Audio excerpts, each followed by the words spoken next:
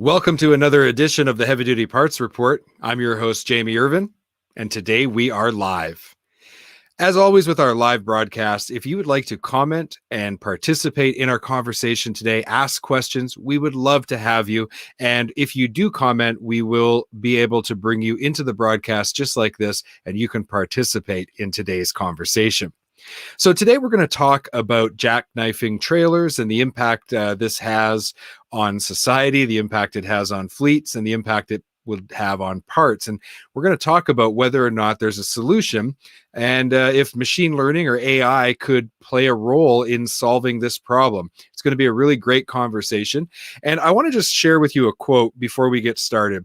So this comes from W Edwards Deming. He says, "We have learned to live in a world of mistakes and defective products as if they were necessary to life." And our guest today, Bob Rutherford, believes that there is an opportunity to address some of the equipment issues that face the trucking industry. So I'm very happy to have Bob join us. Bob, welcome to the Heavy Duty Parts Report. Glad to have you here. Hey, thanks for having me on.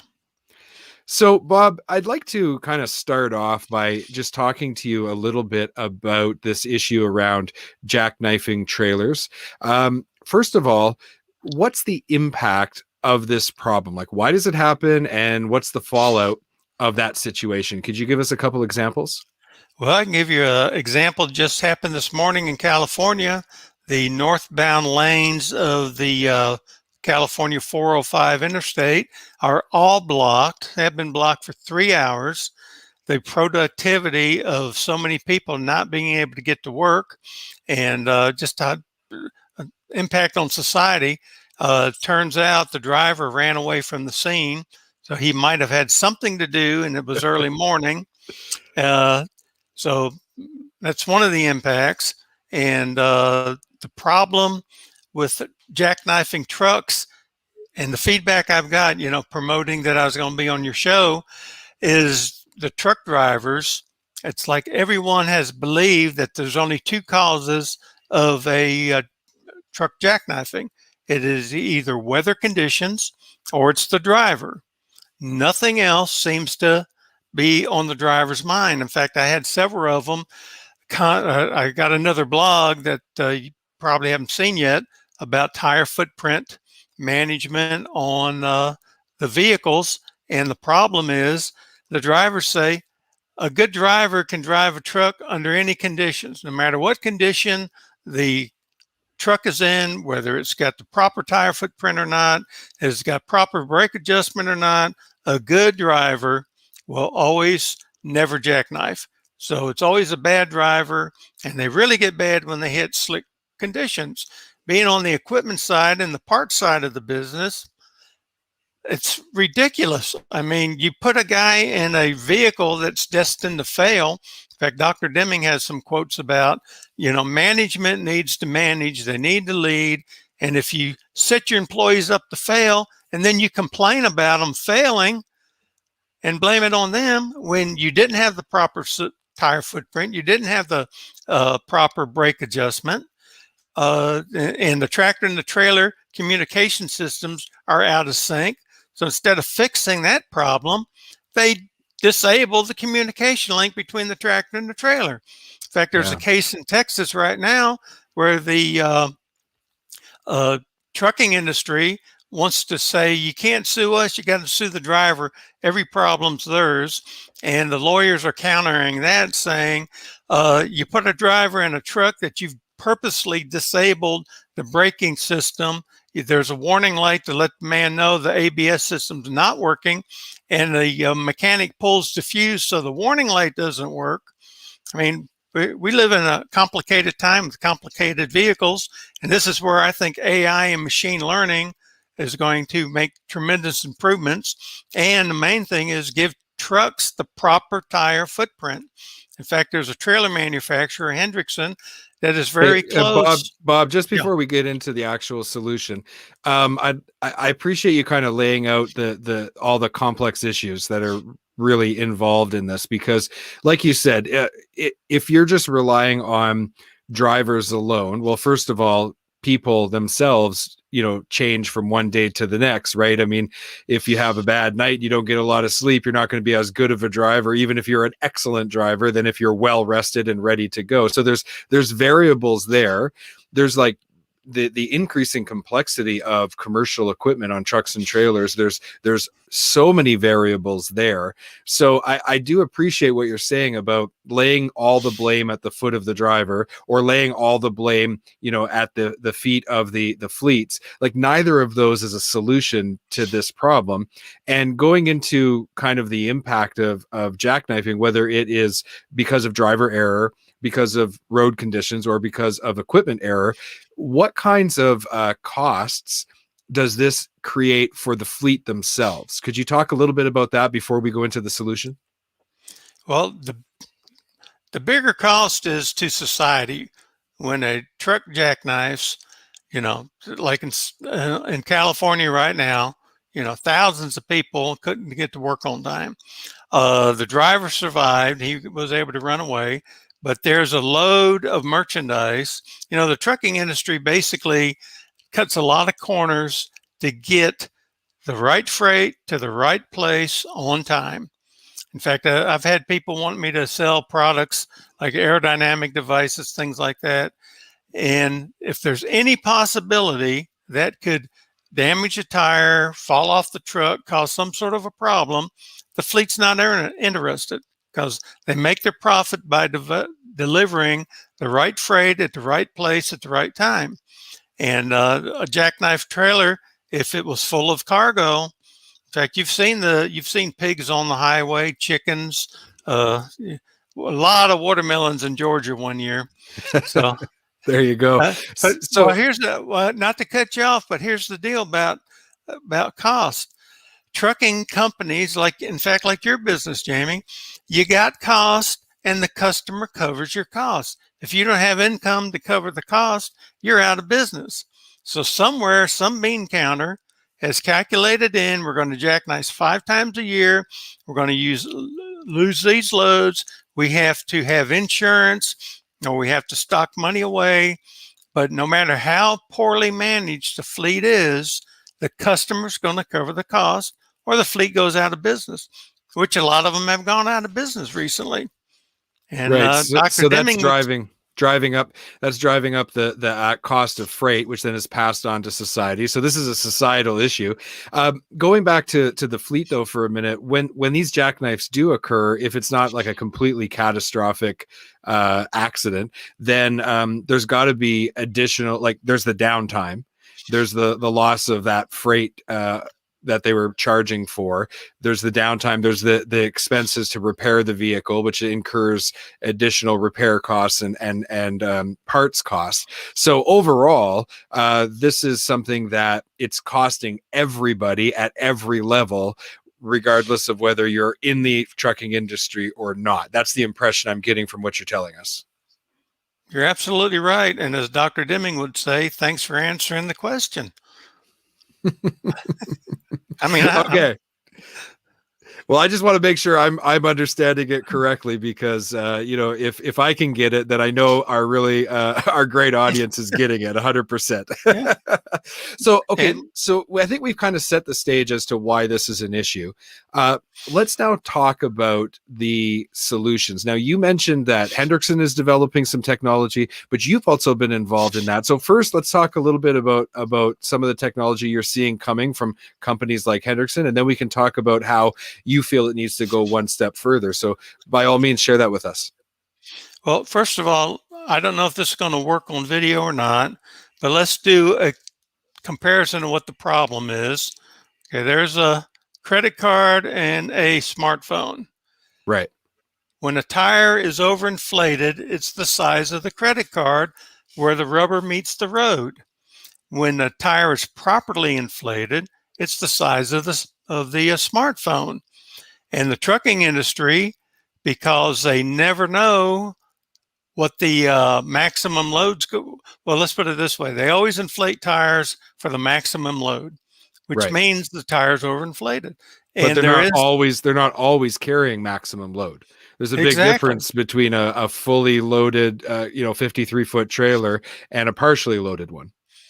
And that's where you get into the problem. That's where the trailer can have a mind of its own. But using AI and machine learning, and we've already done experiments with a company called Airweight, where we've taken their load sensors, put them on the axles. So using AI, the computer on board the vehicle knows what the weight is on each axle individual. Mathematically, you divide that up to what the load is on the tire. The tire manufacturers all publish what's called load to inflation charts. So the same tire on the same vehicle, when it's got 5,000 pounds on it, the load to inflation chart from the tire manufacturer. And there's a lot of industries, if you don't follow the manufacturer's recommendations and somebody gets killed, you have lawsuits, you have manslaughter, you have all kinds of problems. Doesn't apply to the trucking industry, apparently. So a tire that should have 65 PSI in it has 100 PSI in it. You got the little credit card size footprint. And you don't want that when you hit rain, ice, snow. In fact, with AI, you can actually go the opposite way. All current trucks are like automobiles now. They've got a sensor in the tire, and the vehicle knows, and AI reads off what the vehicle knows, off what's called the CAN bus, knows what that tire pressure is. And you can add that to, we know what the load on that tire should be. And there's technology out of Australia called AirCTI that could automatically adjust that tire pressure to the load. So instead of having the credit card, you got a big old footprint, and now the driver can control the vehicle. To say the driver lost control of the vehicle because he was unskilled or a newbie is ridiculous. And we need to change that. And also, why did the manufacturers publish a load to inflation chart if a fleet is going to go with what they call a target fleet pressure, which is nowhere near what it should be? Because what they do is there's three pressures. There's proper pressure, overinflation, underinflation. The tire industry hates underinflation because that's a real tire problem. That's where you get road gators spread out all over the highway. Mm-hmm. Consumers start calling in. I just had $1,000 worth of damage. I drove over this truck tire, and the wide base tires are even more ridiculous when they become a road gator. So low inflation is a trucking industry, tire industry problem because the consumers run into them. Tremendous amount of damage. Right. Bob, just before we move on to that, these different inflations, like when you're over or under too, even if you don't have like a tire explode or you have an accident, doesn't that also cause unnecessary or additional wear to the parts on the truck? Like, doesn't that contribute to having more repairs as the vehicle travels more miles, which then is driving up the cost for the fleet? Well, the thing that really wears out shock absorbers, as an example, is an out of balance wheel end. Mm-hmm. That's where, I became a big believer in counteract balancing beads. When they did a test at Auburn University, we had a program for advanced vehicle evaluation, and reduce the vibration, and it takes energy to make a vibration. So we were actually able to measure that by not creating a vibration, you were able to save energy. It's like a guitar. A guitar will not play itself unless you put energy into the strings and make them vibrate. Right. You put energy into a tire to make it vibrate, you're wasting fuel. So yeah, there's a tremendous amount of, if you have proper inflation, you have proper zero out of balance. Now the trucking industry hasn't logged on to that concept at all. I'm a silver spark plug in the TMC. I've been active in S2, and I've tried to get them to do two things, and they take a vote in a task force meeting. So Bob Rutherford's hand goes up all by itself. Nobody, tire guys, nobody wants to vote for two things. Zero out of balance wheeling should be the standard in the industry. And also, instead of saying fleet target inflation, it should say proper inflation. Why give these guys wiggle room to put a driver and everybody else's life in jeopardy? You Right. always do proper inflation. This is crazy doing overinflation. So what happens we kind of talked about when it was underinflated. What happens when a tire is overinflated? Let's talk about that footprint again and kind of the effect that has on the vehicle, on the driver. Fill us in on that. Okay. That's your overinflation guy. And and the funny thing about the tire industry, overinflation isn't a problem because the consumer or the motoring public never sees a road gator from overinflation. It might happen rarely, but overinflation, the tires wear out prematurely, sometimes 25 to 50% prematurely because we're overinflated. Not good for the environment because it takes a ton of resources to make a tire.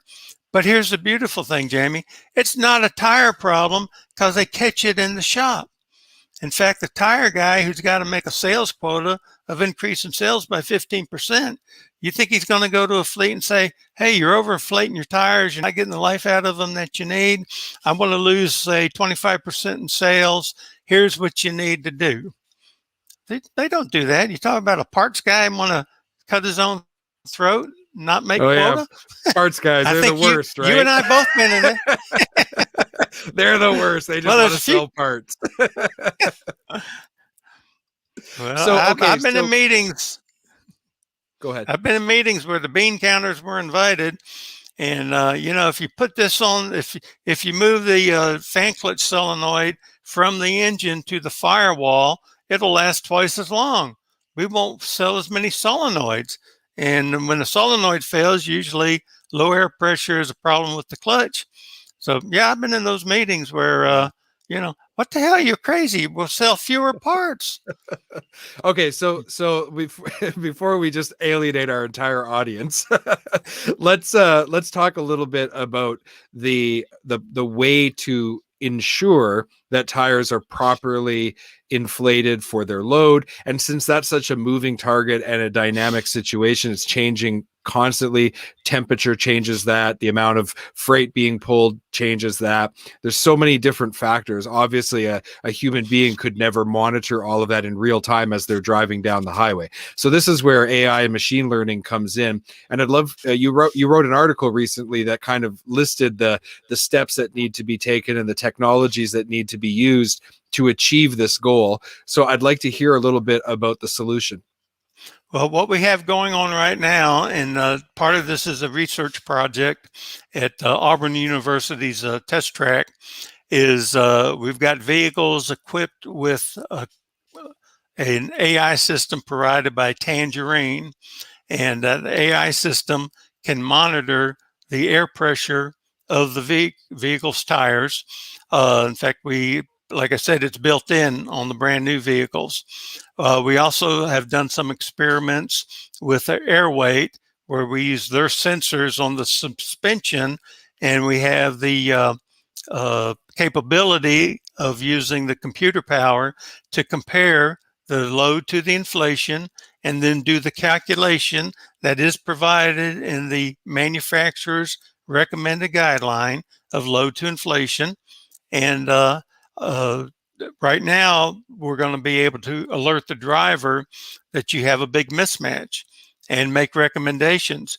You're 30 pounds overinflated. So your options are stop the truck, deflate the tires yourself, which asking a driver to deflate tires himself may be a problem. So that would be recommendation number one.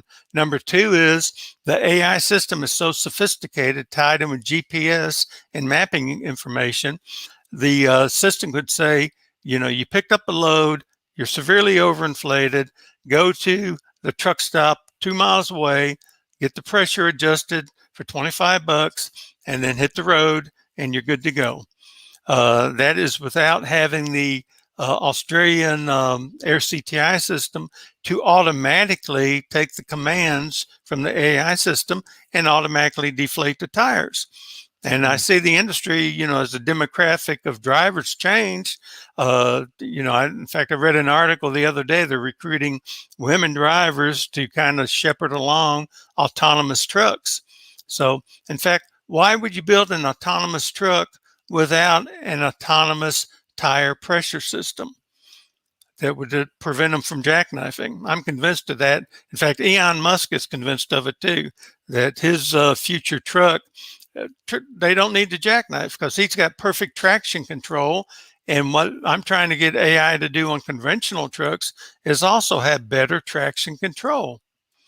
Right, right. Well, and we're certainly happy to see that the demographics of drivers is changing. I think it's wonderful that we have so many more people in the industry, and both men, women, and people from all different backgrounds are part of this great industry. So that's fantastic.